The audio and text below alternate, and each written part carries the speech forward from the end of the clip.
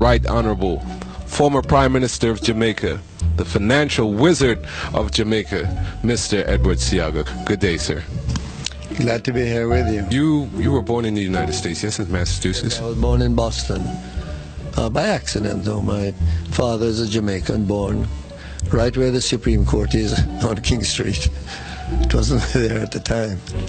And my mother, her father was among those Jamaicans who went to the Panama Canal zone area at the time that the canal was being built. And he was an engineer on that project, and she was born in the canal zone.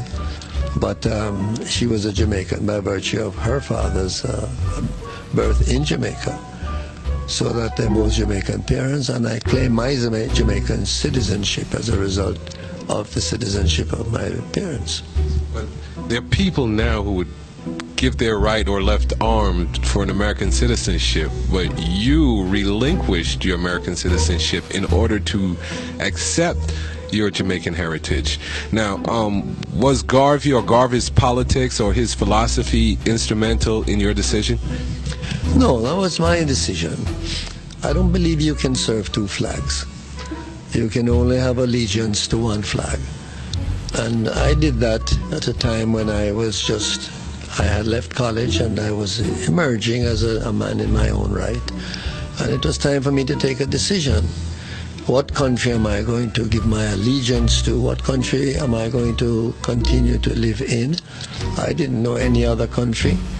I came to Jamaica with my parents when I was 3 months old, and I never went back to the United States until I went to college at the age of 18. Spent 4 years there. Jamaica has always been my country and my home, so that I didn't have a great difficulty in taking that decision. Let's talk about Marcus Garvey. You know, you were instrumental in returning Marcus Garvey's body to his homeland. A gentleman came to see me one day. He was Leslie Alexander. He happened to have been someone who was very important in the Garvey program. And he asked me if I'd be interested in helping to get Marcus Garvey's body back to Jamaica for interment in Jamaica. I said to myself, wow. But I said to him, yeah, of course. We had hurdles to cross, though, because Marcus Garvey was then in his second marriage, and when he left Jamaica to go to England, it was with his second wife. When he died, she had control of the body. His first wife was still in Jamaica. And so as to ensure that everything would run smooth, we had to do quite a bit of behind-the-scenes massaging to ensure that both ladies would wish that to happen. At that time, Ghana wanted Marcus Garvey's body to be interred in Ghana because nobody had shown any interest in Jamaica. So, as I said, when Leslie Alexander came to me and made the suggestion, I leapt at it. And we were able to bring his body in. It was on view for 4 days.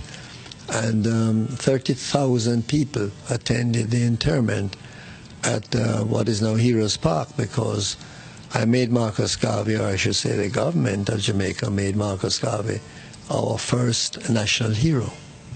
Why was Garvey so important to you, for you to go through all that trouble?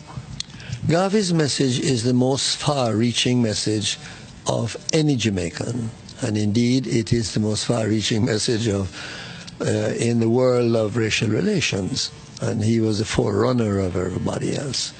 So he had a message that could change societies, not change an industry here or an industry there, not be classified as a project or a program. It could change mankind.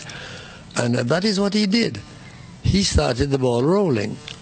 And with his great eloquence and oratory, he covered ground that today it is amazing to think of it.